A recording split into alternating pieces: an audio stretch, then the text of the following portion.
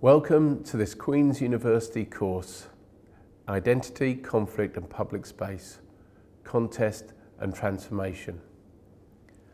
My name is Dominic Bryan. I'm the Director of the Institute of Irish Studies at Queen's University.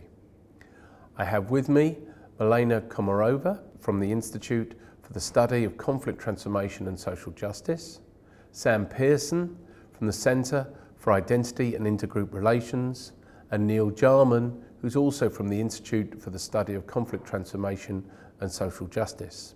It's great to have everybody with us, and we are going to talk you through a course which explores the nature of group identities in the public space. We are going to be looking at the way people move and create identities in the public arena, and we're going to be particularly looking at things like demonstrations and parades and the policing of these events in the public space, and how contest and contestation develops in those arenas. So to start with, we're going to think about what we mean by a group or a social identity. Sam, you're a social psychologist. If we describe somebody as having an identity or a group identity, what do we mean? Okay, well, broadly speaking, for a social psychologist, usually the way that identity is understood is that it is a representation of yourself, and that mainly means a representation which is relational. So it's how you think about you in relation to others, and usually that kind of understanding of what identity is divided into two. So on the one hand, you can think about yourself in terms of your uniqueness. So I can think about what I am in contrast to you and to Neil and Milena, my uniqueness, my distinctiveness as an individual. And usually we call that personal identity. On the other hand, what probably we're more interested in this course is something that's quite distinct from that, called social identity.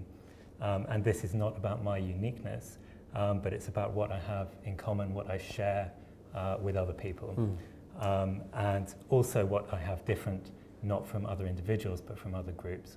So rather than being a sense of me or I, it's a sense of us or a sense of we. And that in social psychology is what we mean by social identity.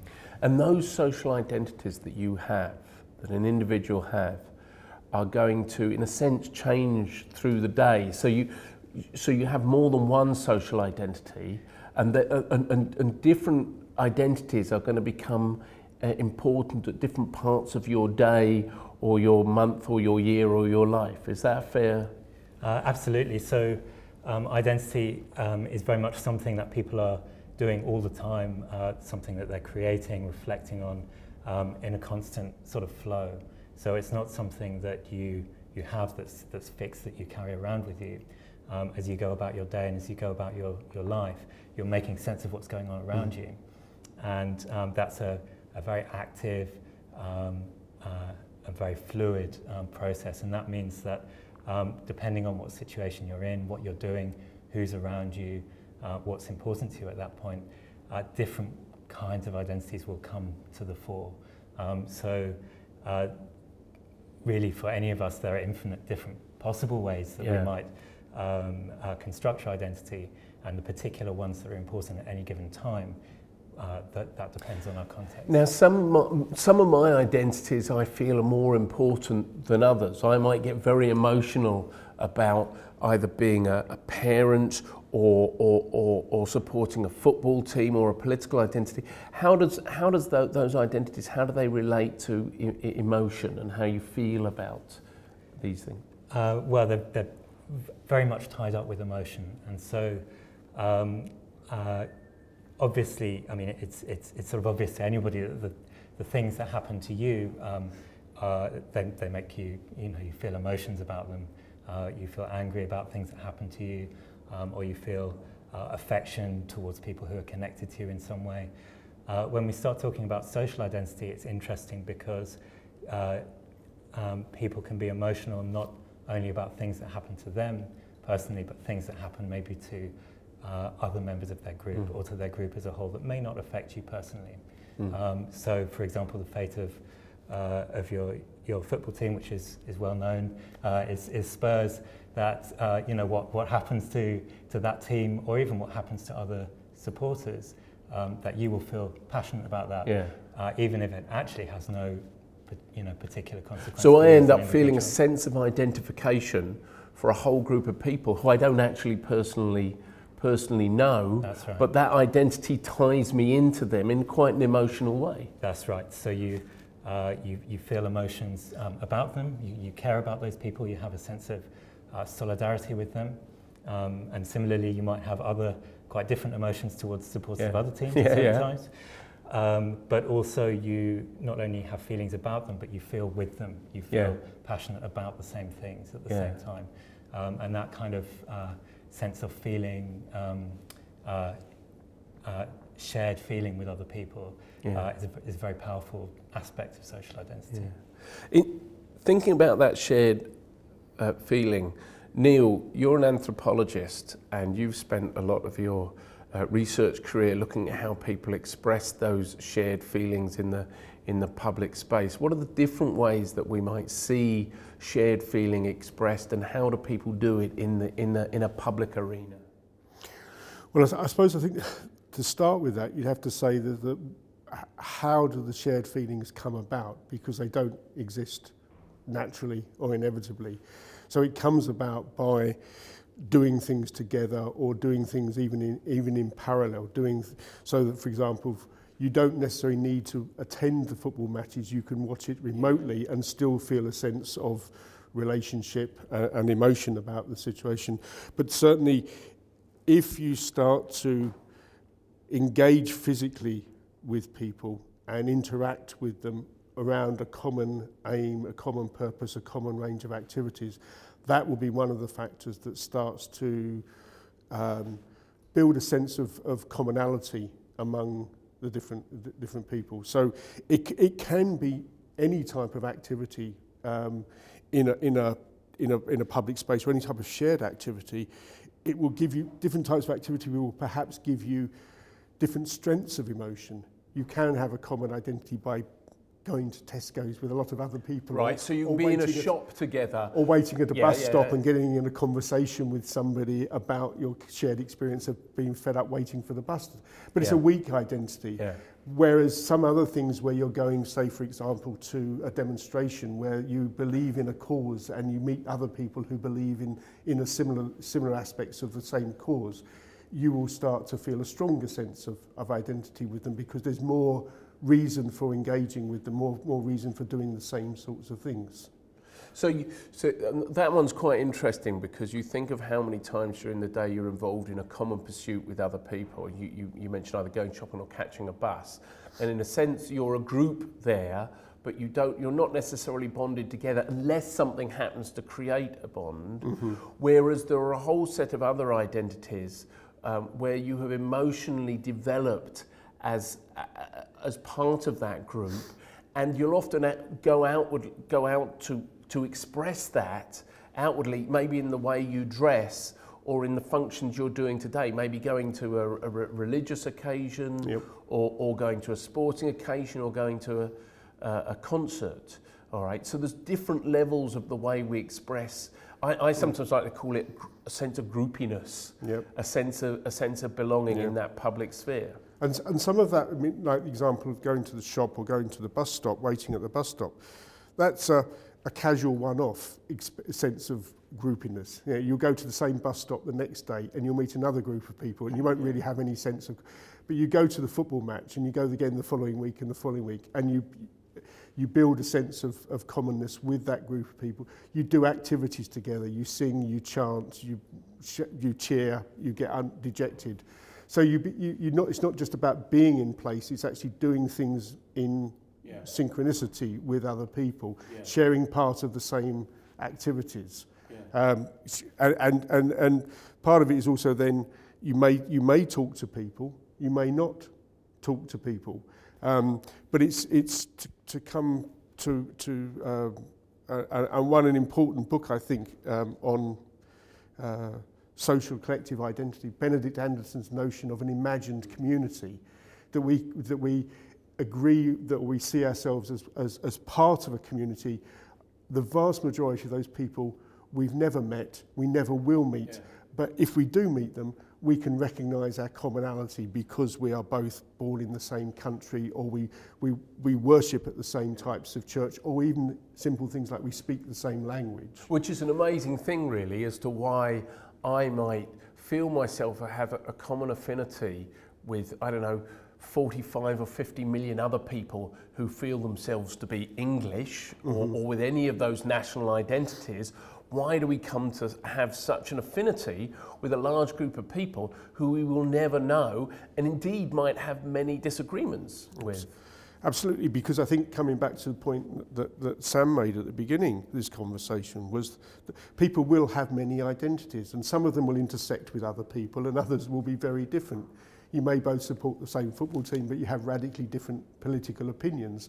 At sometimes the football is more important, other times the political opinion is more important. So you pick and choose as to which people you feel an affinity with at any particular time.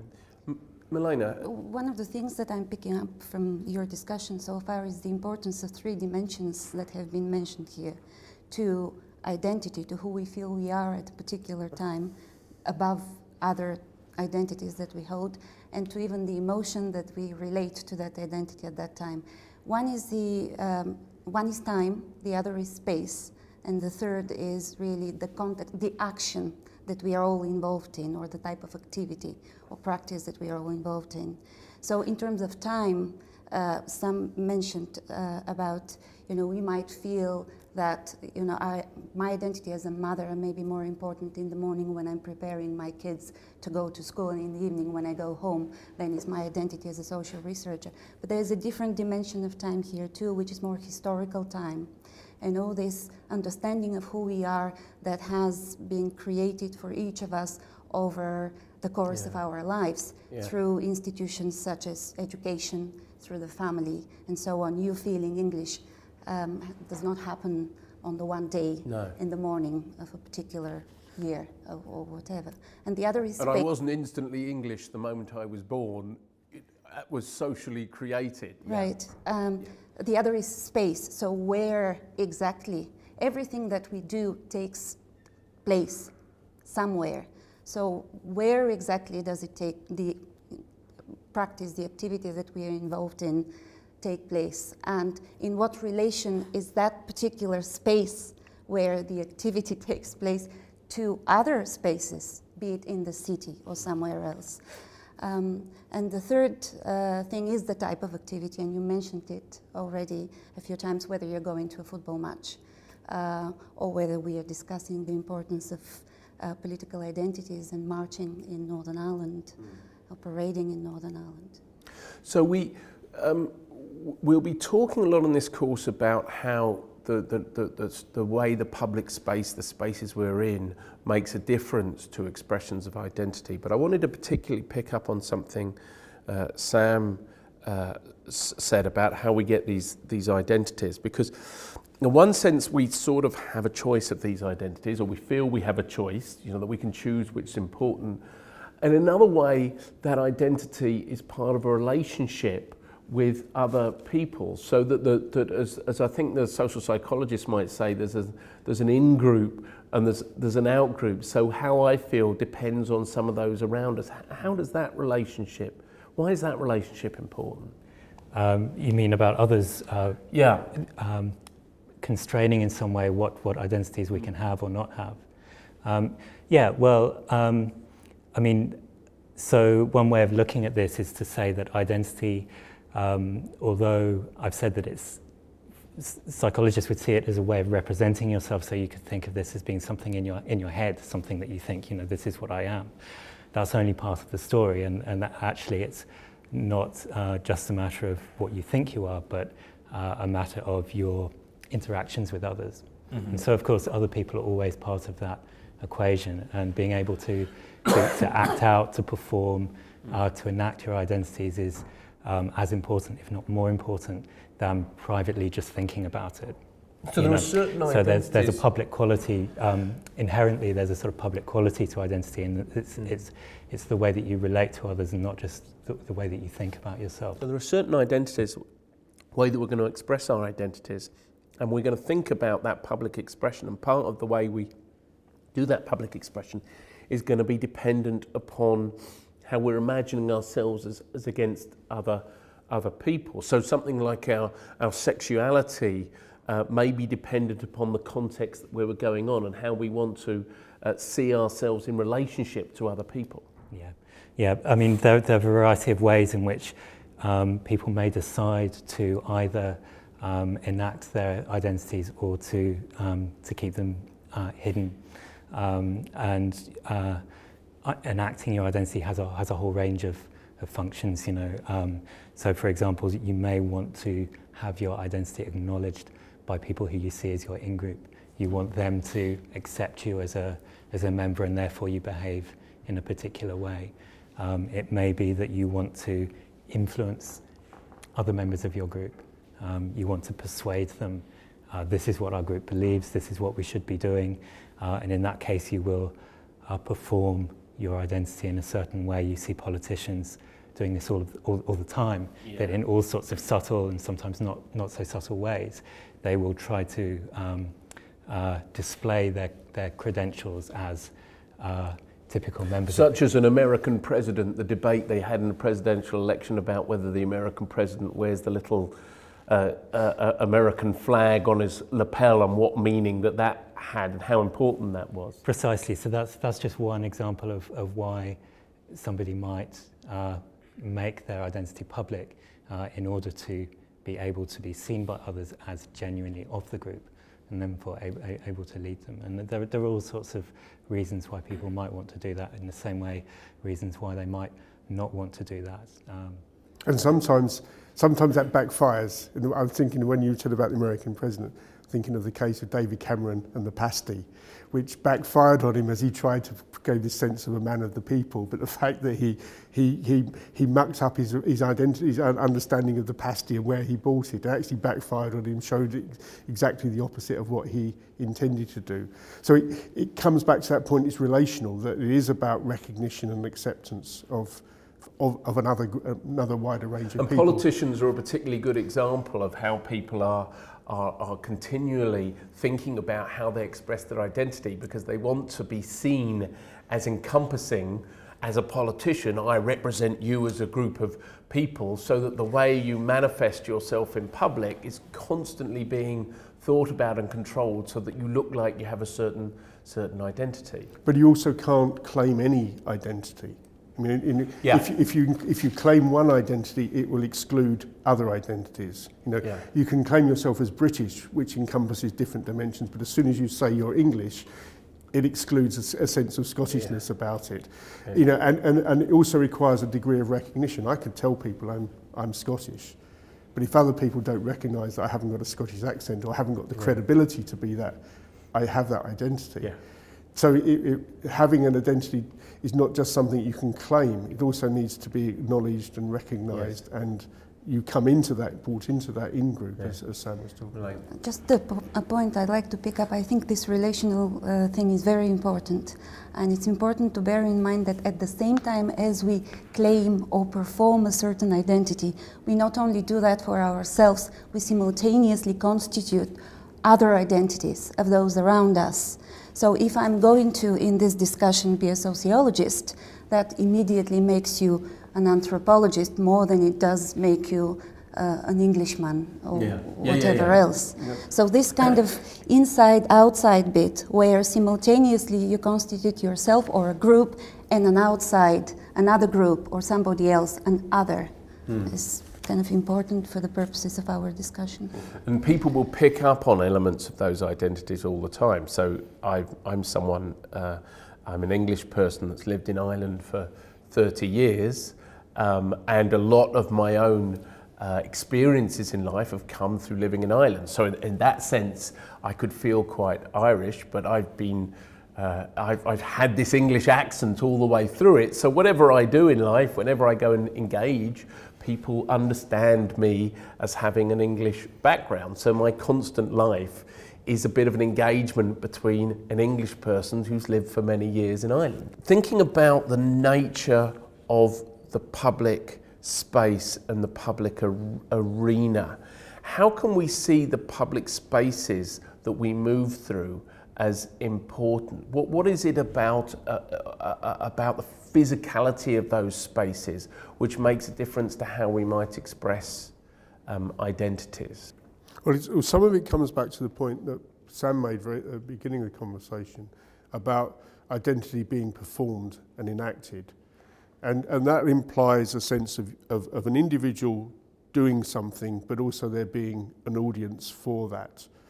Now, you can obviously have an audience within a house, within private space, but it's a much more restricted and narrow audience.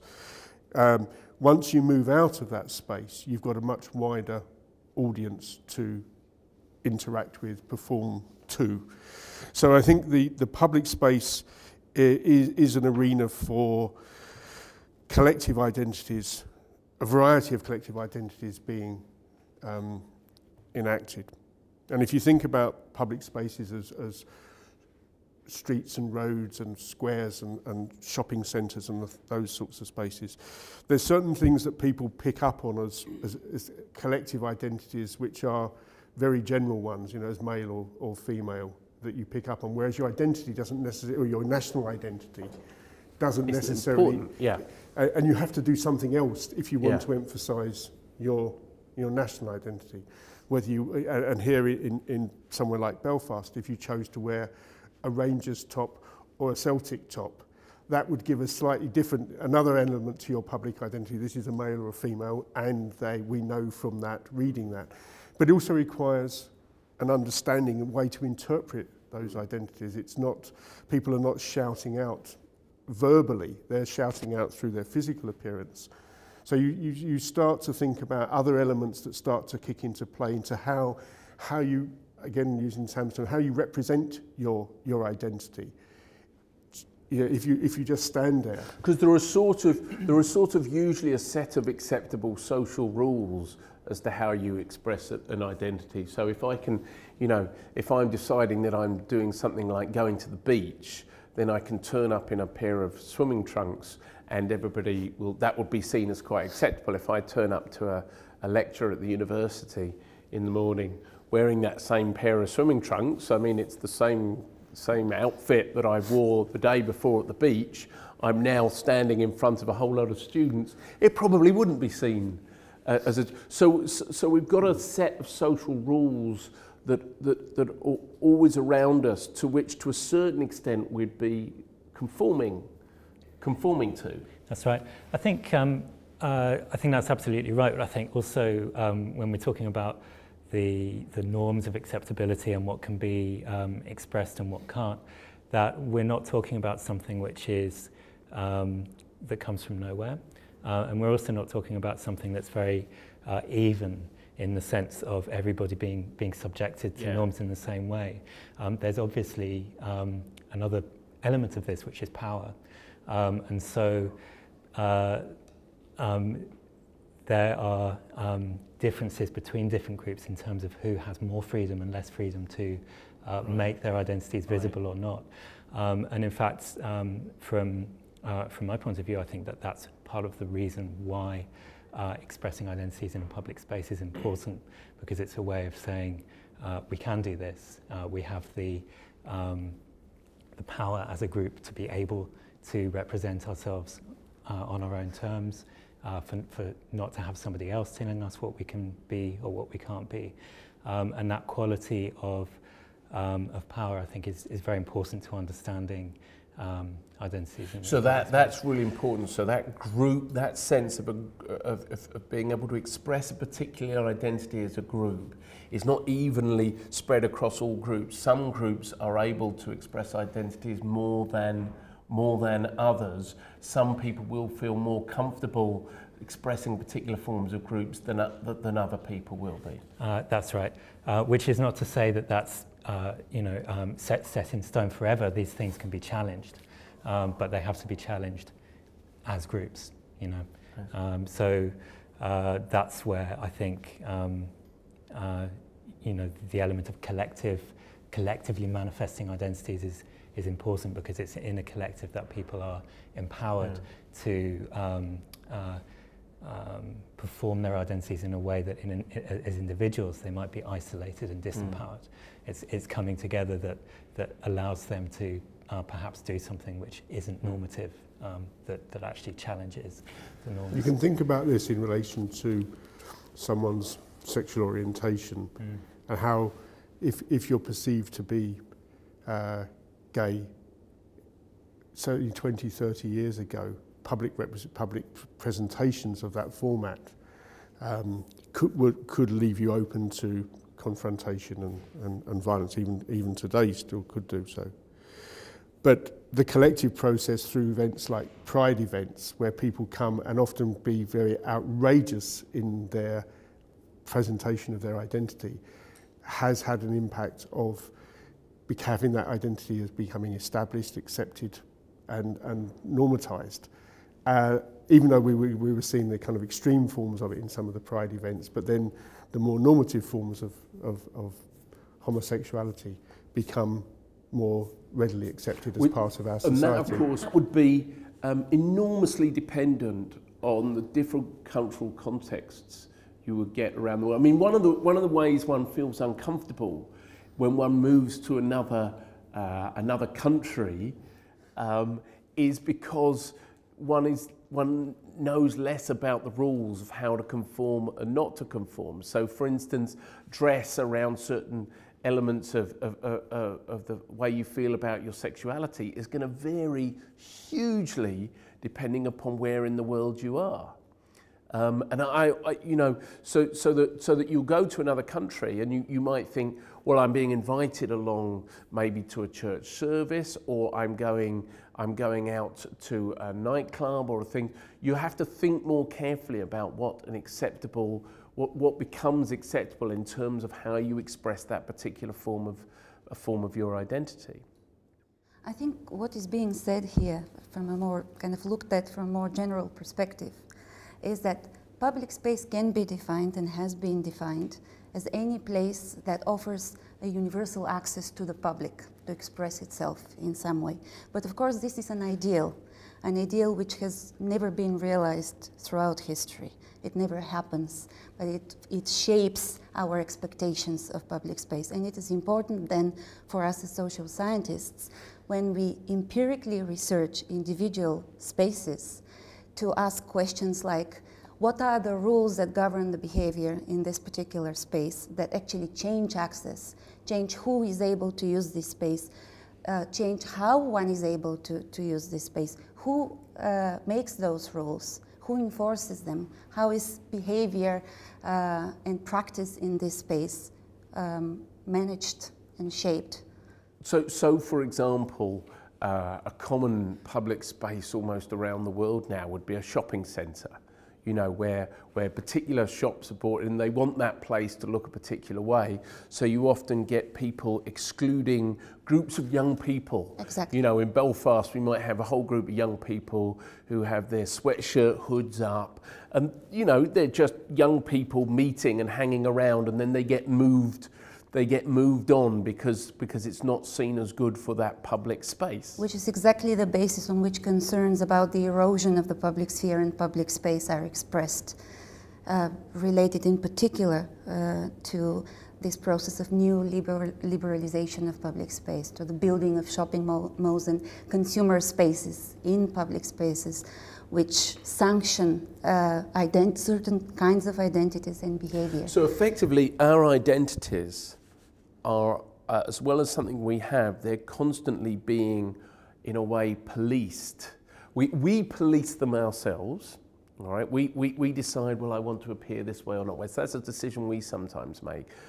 There are sort of acceptable norms and values in society that we try and conform to, but then those with power also police what we do, and that can be anybody from the police force who decides something and say that the laws don't allow you to do something like that, even to security guards or the bouncers on a pub, or you know, or what's seen as being acceptable by people when you go in a church. So effectively, the identities that we have are in a constant process of being policed, and I use that term in a very broad way, throughout our life. I think to emphasise the breadth of that is quite important. So when we're talking about power or enforcement, we're not necessarily talking about naked force, right? Yes. We're not talking about even necessarily formal rules and so forth. All sorts of invisible, often, ways in which people are constrained what they can do, and often, unless somebody violates one of those norms, we don't even realise that the norm is there. You know, so I think that breadth of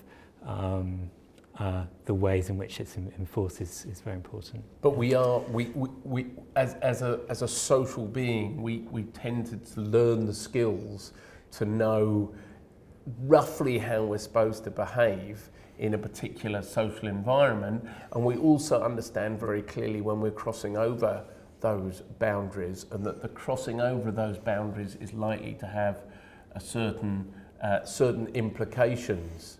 But the crossing of boundaries and doing so in public space is also about challenging those norms. Yes. It's about moving the process along. It's not just about power constraining.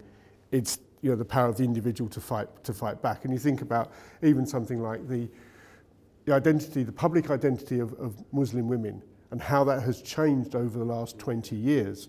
And where the site of that contest has been around veiling, and how in Western societies it's become much more a means of presenting your identity in public space, and also disappearing yourself at the same time behind the veils. But it's been enacted, it's almost entirely enacted out in public space, because it's not an issue for private space if people behave in that way or dress in that way. Yeah, it's been extraordinary over the last, particularly the last 10 or 15 years, to see how the wearing of the veil and the hijab for Muslim women has become such a political issue, such a touchstone of identity politics, and one that takes place right across the world. You know, it's been influenced in Western societies as they've come to terms with the new political relationships. It's been an issue. You know, if you look at places like Afghanistan or lots of parts of the Middle East, where it's been a discussion that, you know, of how women express themselves, how Muslim women express themselves in that space. It's a really interesting example. But it also raises the issue that exercising your identity in public space is about bringing yourself or identifying yourself with another collective, but it's also about identifying yourself against another group of people. And therefore, I think the reason why the veil has caused is not about women, Muslim women enacting the wearing the veil and demonstrating their identity, is the impact other people feel it has on their identity.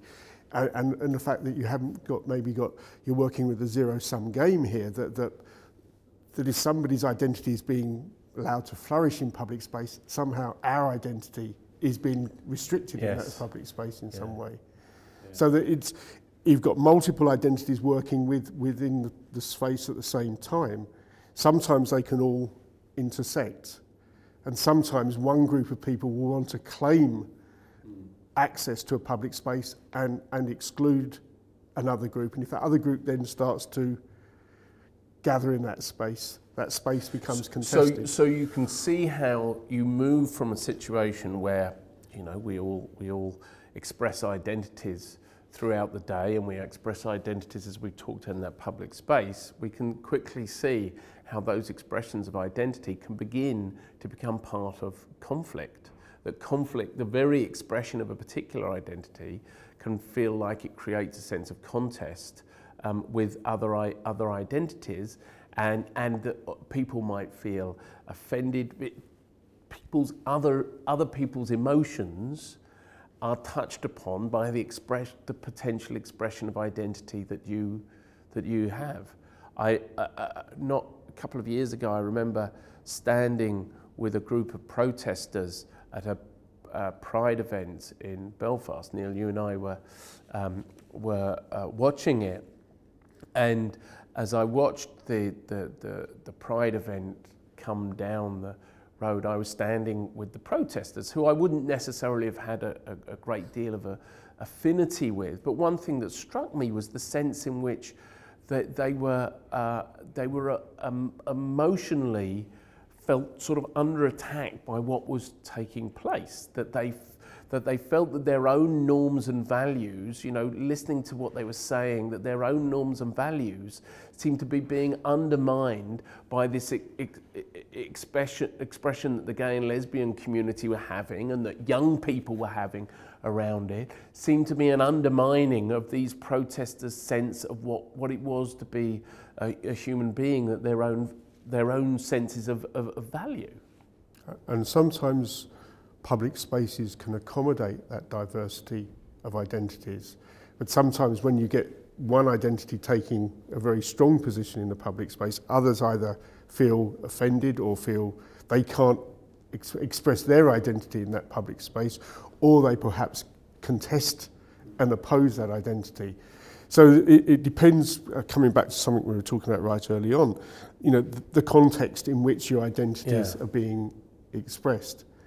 One of the interesting things about the way space is manifested and the relationship between the individual and the public spaces is that we all view the landscapes around us as having meaning, so that, you know, the types of houses and places we live in, the types of buildings we visit, what we see, it's full of meaning for us in our everyday lives. And some sociologists and political scientists have called this a symbolic landscape.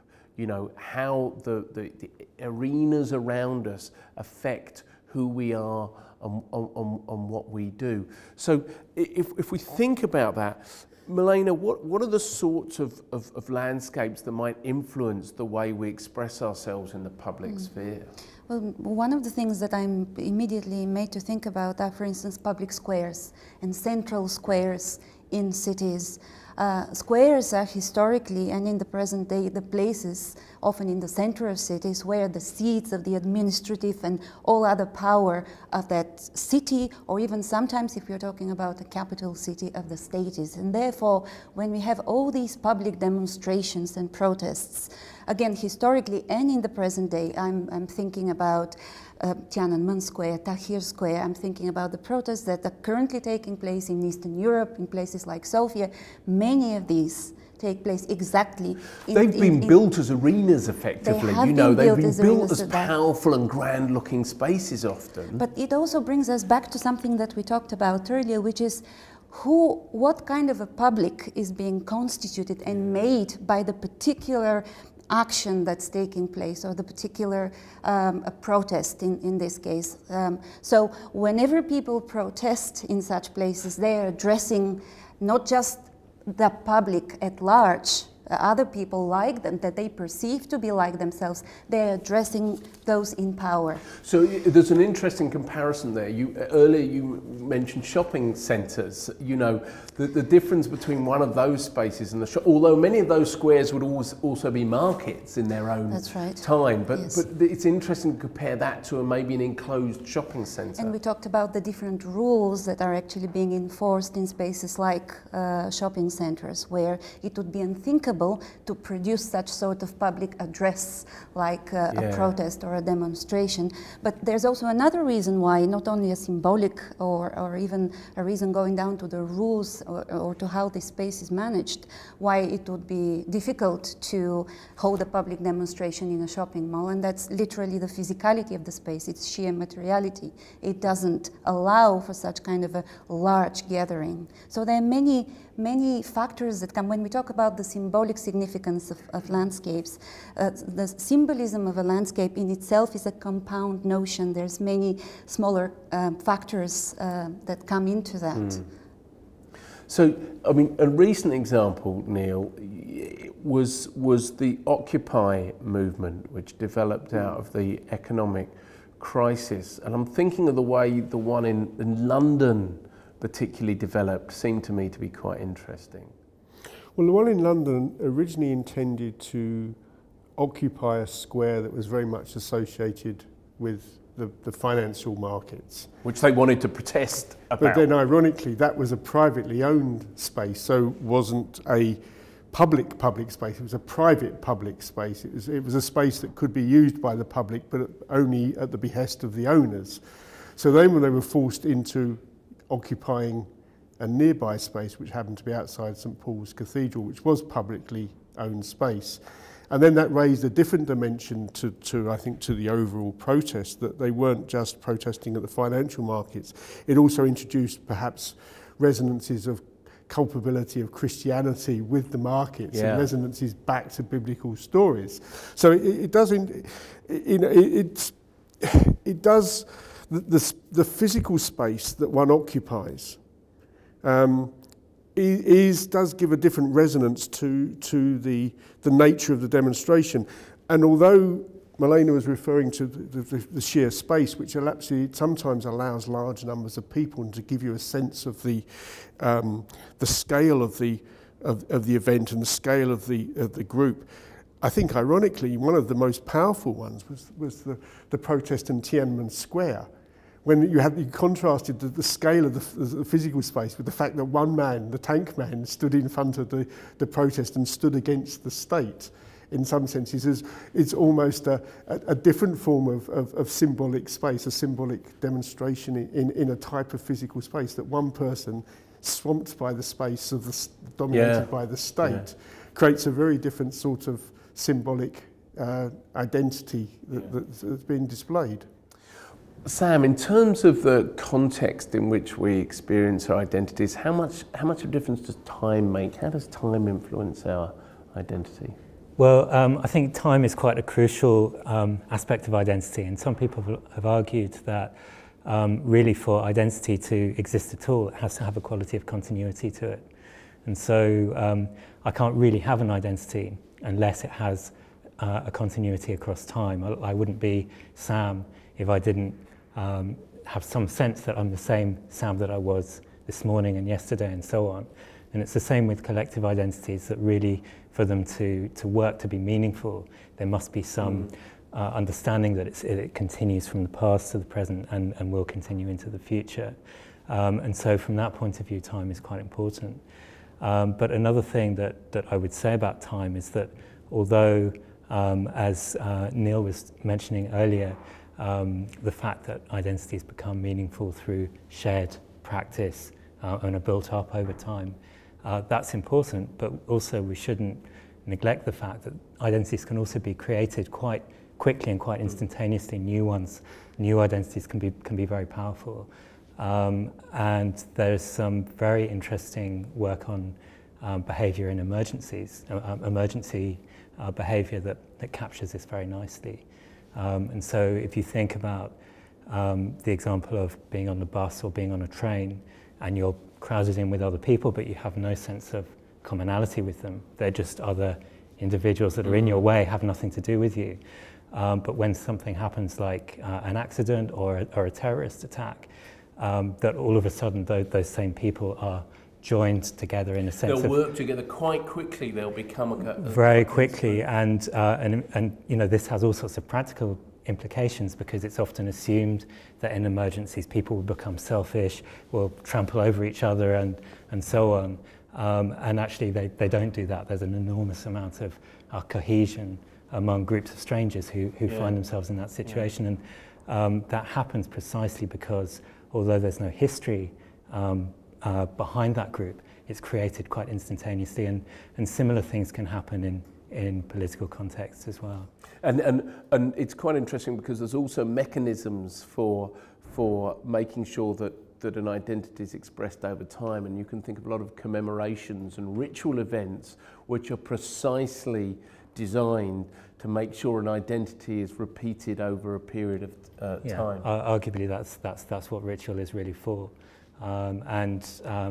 you know, there are rituals which are, I suppose, very obvious, very manifest, but there are also sort of mundane ways, if we're talking about, you know, as we mentioned, the imagined community in the nation, ritual ways that the national group is marked, maybe by flags, by emblems, in ways that aren't necessarily noticed, but they're there routinely, and so that everybody's aware that they're there, they become part of our experience, and then at a certain point in time, that may come into the foreground because it has been sort of marked in that routine way through ritual. Yeah.